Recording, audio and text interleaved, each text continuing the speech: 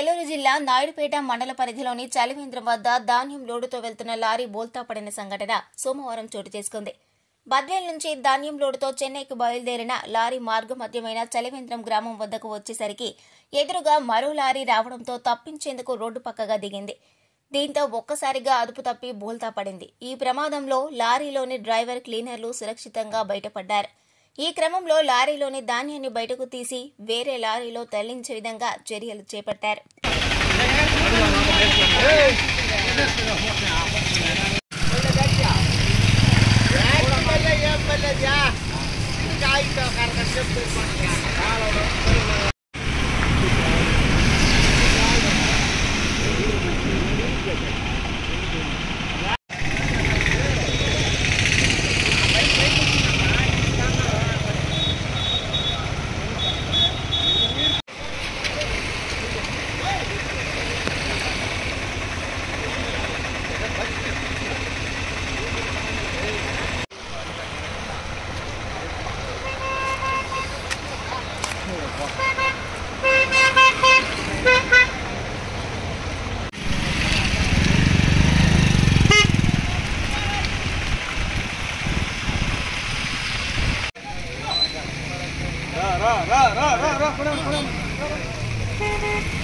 మరిన్ని news update కోసం A3 news channel ని సబ్స్క్రైబ్ చేసి బెల్ ఐకాన్ ను ప్రెస్ చేయండి.